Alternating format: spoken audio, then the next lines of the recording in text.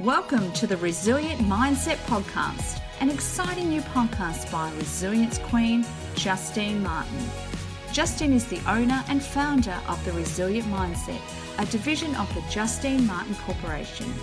Justine draws on her years of experience and knowledge consulting with clients to develop and sustain a positive mindset. Focused on igniting your passion, purpose and power, follow the Resilience Queen each week as she delves into the mind of her guests, exploring fascinating stories and inspiring journeys. Hello listeners and welcome back. Today I've got Annette Densham with me. With a Kindle as her best mate and a borderline obsession for reading, Annette was destined to have a career centred around delicious, wonderful words. From hiding from the bullies in the school library as a 10-year-old to writing for some of Australia's leading newspapers as a journalist, Annette's innate curiosity has driven her love for storytelling. As a multi-award-winning PR and business awards specialist and co-founder of the Audacious Agency, Annette works with professional service providers, thought leaders and entrepreneurs to cement their position as market leaders by creating robust PR strategies and creating compelling content.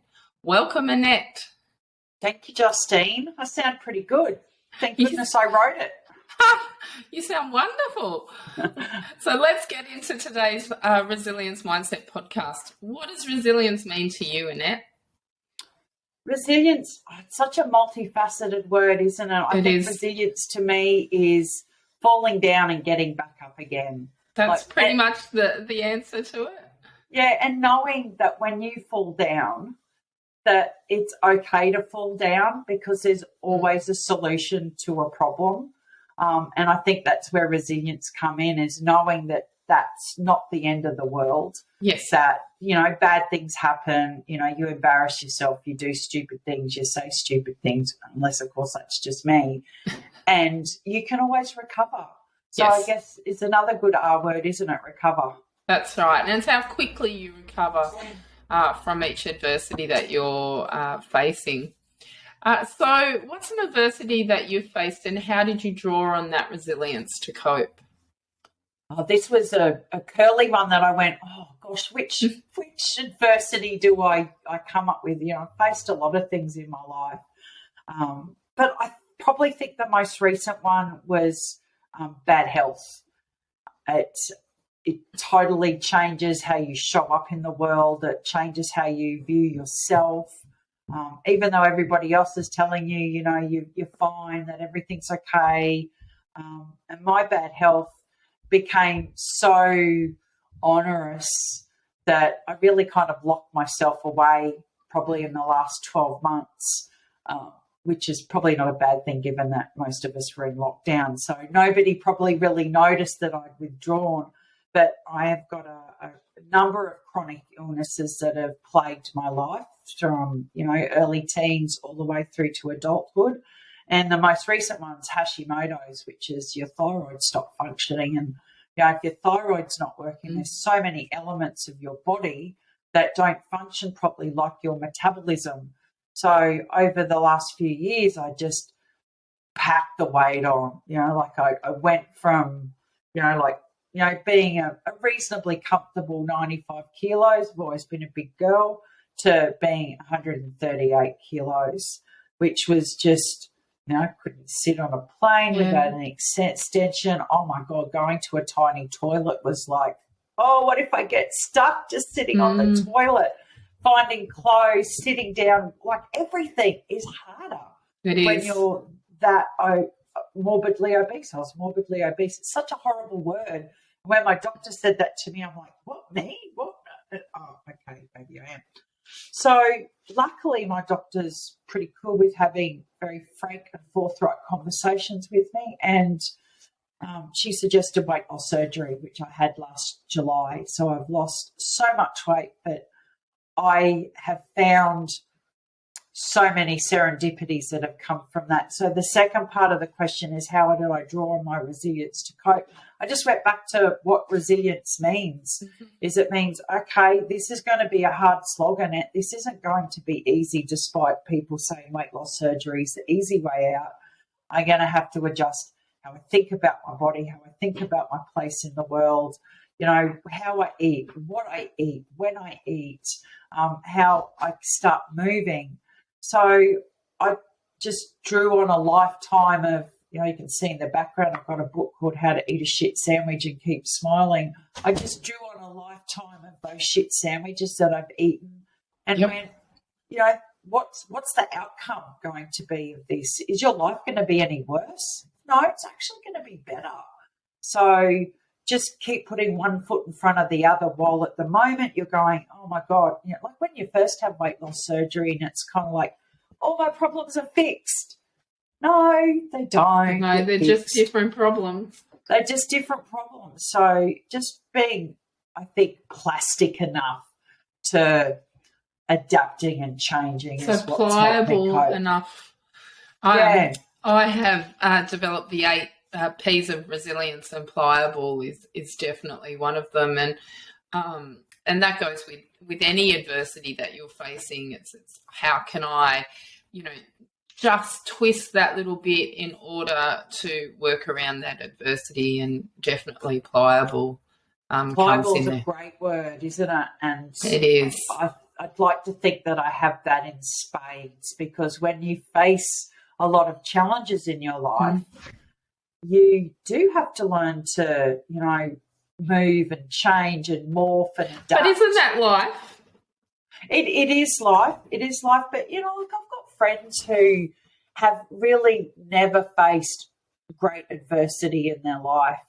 And I always used to be envious of their beautiful childhoods, their really loving families, their holidays twice a year to somewhere nice, and, their great report cards and their circle of friends that they've had forever. And then I remember a friend of mine had something really, dramatic happen in her life.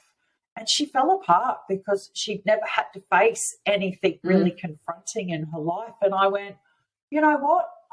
I'd prefer not to have had those bad things happen to me, but it's made me more pliable. It's made me more resilient. It's made me more adaptable. Stronger. So when something bad happens to me, it's almost like a blip, and it's like, oh, well, that's shit.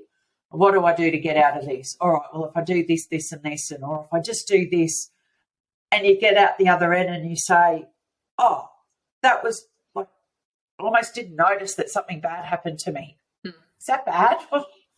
I'm exactly the same. I mean, with all the adversities that I've faced, especially in the last 11 years health-wise, people always say to me, oh, what's your secret? How can you bounce back? You're always so positive. And that's how Resilience Mindset, the podcast, the business and everything came about was, okay, well, I need to share on how I bounce back so quickly and what my secret is. Well, there's no actual secret. It is a learned behaviour, but it's also an inherited behaviour, resilience. So, and everyone copes with it differently. Everyone has their own tips what they draw on to bounce back through the adversities that they're facing. So did you notice that, as you were losing weight, and because you said that you've lost about 50 kilos so far, that people started treating you different? Oh, massively. Oh, it was extraordinary, the difference that not just, maybe not my close friends and family who have all just said, what I said to my son, he gave me a hug, and I went, oh my God, your arms can touch each other, like your hands, not like, you're going like that and trying to get around your mum.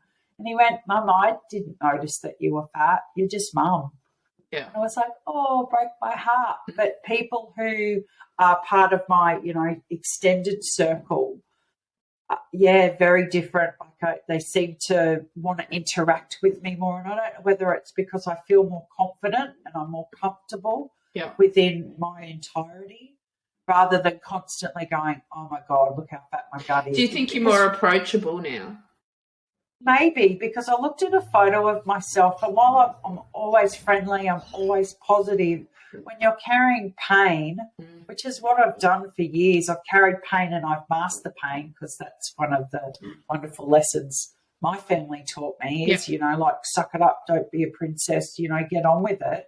Don't get help for your problem, just don't let anyone see it, is that I hid behind that. But I looked at a photo of myself the other day from a year ago, and, my smile is, like, it's funny, it's forced. closed mouth and forced, and, like, my eyes look so tired. And so I think maybe, but I've also noticed that this might sound horrible, but the prettier, more popular people, not that I'm not popular, no, I'm not, but, Now, that's a false belief.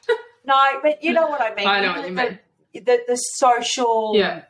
I like to call them the it crowd. The it crowd. I'm not part of the it crowd. I'm always marched to the beat of my own drum. I'm happy to do that. Actually, I revel in it. But, the it crowd, they invite you to things, or they didn't. And suddenly I'm being invited to more things. And it's like, I wonder why that is. Is it because that I made them uncomfortable before because I was uncomfortable? Or because I'm now a little bit more socially acceptable in this new body that I have, that, well, who knows? But I have noticed definitely, Justine, that people treat me differently. Those who don't know me very well, but those who don't know me at all, I'm just Annette. They don't know any different. I noticed that when I lost my 46 kilos, that sales assistants treated me differently. Oh, yes, going into shops. And men are looking at me again. How does that feel? How does that make you feel? Look, I'm not going to say it's not nice. It is very nice because, one of my character strengths and flaws, it depends on who you speak to, is I'm a very flirty person. Like, I'm cheeky. I love to have a joke, and I say to my husband, I'm an equal opportunity flirt. Doesn't matter whether you're a man, woman, like, you could be whoever. I'll flirt with you. So it is kind of nice because, when I was younger and slimmer and, more active, I really enjoyed the attention of men. I've been married 27 years, so I'm not looking for that. Congratulations, that's a milestone. Thank you. It's a real boost to your ego. You're right. I've noticed that sales assistants are a lot more attentive because you walk in, you're not like going, where's the size 22, 24s? You're going, where's the size 14s?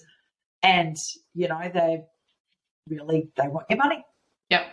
I was like, I am never walking in that shop again. I'm not shopping in those sizes ever again. That's my cutoff. And it was. I haven't put all the weight back on. I did put 20 kilos back on through medication and when I was going through my cancer journey, and I thought I'll get it off again, and I have with a lot of hard work got it back off again, and you just feel better about yourself and you walk taller, and when you're looking after yourself, so I class all of this as self-care, the world is an easier place to live in.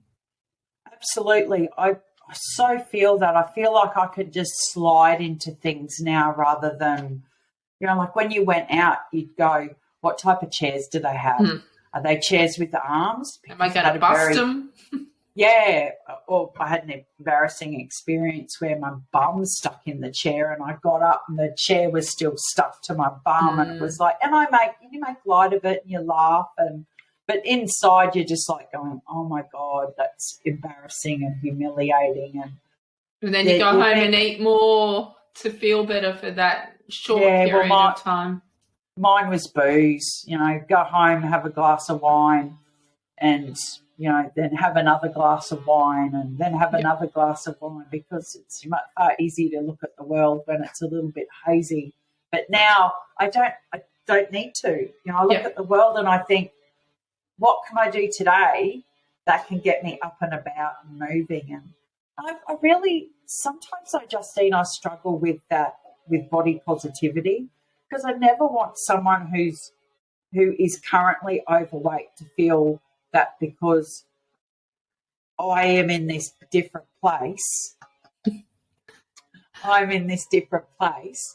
that I'm judging them or that, and and I do get that, you know, how you feel is how you feel, and nobody's responsible for how you feel. And we're on our own journeys as well. So, you know. Absolutely. But I would like to inspire people who are just feeling just horrible because of how they are overweight. And it's really easy to paint a picture of, oh, you know, I'm comfortable in my body and big is sexy, and, you know, but like, I don't know many overweight people who are healthy. No, I don't either. Granted, there are some, but most overweight people have, like, on the border of type 2 diabetes, heart problems, blood pressure problems, movement problems, cancer, bowel problems, stress problems, like all of those things. And I know I didn't want to live that way. So if we go back to resilience, I think that resilience was also being able to make a very hard decision about what I wanted my life to look like. Because let's face it, it's really easy to stay where you are, you know, whether you're fat and unhappy. It always reminds me of a story I heard many years ago about a dog and a nail. And there's this old guy sitting on a veranda, and, you know, he's rocking away, and his dog's sitting next to him going, this guy walks past every day. He's like, what's wrong with that dog? And he says to the old guy in the rocking chair, he goes, mate, what's wrong with your dog? He's like, always whimpering. And he went, oh, he's sitting on a nail. And the other guy goes, well, why doesn't he move? And the old guy goes, I guess it doesn't hurt enough. And we can get that way with life, can't we, where whatever it is, whether it's weight or other health issues or relationships or whatever, is that if it's not hurting enough, or you can't contrast it to what it'd feel like to not be in that pain, you just keep on going. And I did that for years. So resiliency comes back to going, I don't want to be like this. I'm acknowledging that. It's time to change. And we all have the power of change within us. Definitely. It comes down to choices. And I always have saying, you know, until you get uncomfortable at being uncomfortable, nothing in your world is going to change. Absolutely. It's another beautiful one is that you're not a tree, you can move. That's right. Someone said that to me once, and I went, like we're not stuck in one place. You know, when people say, I've got no choice. Yeah, you do. Absolutely. You're choosing to stay where you are. That is your choice at that time. Yeah, totally. I heard a comedian the other day talking about belief. And, it wasn't a comedian, it was John Butler, the singer. Yep. And he said, you know, he's really fascinated by faith and belief. And, you know, he doesn't care what people believe in. And he said, but even if you don't believe in something, that's still a belief. That's right. So it's the same with choice. If you go, I've got no choice but to do this, it's like, well, yeah, you've made the choice. You've chosen to not do anything, or you can change. And sometimes change is just a wee bit hard. It's confronting. But, you know, for me, it's life-changing, and, you know, I can't wait for what the next, you know, 25, 30 years delivers to me as I charge forth and go, all right, people, watch out. I've got energy now. You're all in trouble. Look out, world. Here I come. Here comes Annette. Yeah, that's how I feel. Watch out. There's my best friend who's known me since I was 10. Said to me on the weekend, because we were talking about confidence, and she said, if what you've accomplished in the last 10 years was lacking in self-esteem and confidence, she went, I'm just like in awe of what you'll be able to do now that you feel good. And I can't wait to watch and hang in for the ride, Annette. So who are your role models in resilience, and how do they inspire you? My son, Quinn, would be my hero in resilience. He just kissed me on the head as he left for school. He did. He did. He's 17, almost 18. He was diagnosed with autism when he was 8 or 9. It was a very late diagnosis because doctors kept telling me he was fine, and he really struggled. I mean, that doesn't even begin to communicate how hard his life has been through the school system. And, you know, by the time he was, you know, hit grade 5, he'd been suspended so many times. He'd lost 250 days at school. He had no friends. He was constantly in trouble. He hated school. He hated himself. I mean, like, there's nothing worse than sitting on the bed with your 9-year-old child as they sob because nobody likes them and they think that they'll never get married and they'll always be alone. Ooh, even like that still makes me really sad that someone so young could go through those feelings. But he just always, as soon as he could go back to school, he went back to school. He was so eager and happy to go back to school, even though he was picked on and bullied, not just by kids, by teachers. Like, the whole system seemed to be against him. And just over the years, he's just found this quiet, noble bravery that he shows up. We've always taught him to stand up for himself. And by the time he entered high school and had to change, everything changed then. All of the supports that we had in primary school disappeared overnight. Within his first year of high school, he was suspended 5 times because schools don't understand kids on the spectrum. Well, they don't understand anybody who's not, straight down the middle. Yeah. And but he just, we changed schools. He just kept showing up. He confronted bullies face to face. He learnt how to communicate with his teachers and explain, what's the best way to communicate with him. And now he's in grade 12. And at the end of grade 11, he won 5 awards at their awards night. Takes after his mum. He's way smarter than me. Way smarter than me. And this is his English teacher rang and she went, I'm just so proud of Quinn. He struggles with English. He gets a bit too airy-fairy. He's more logical than I am.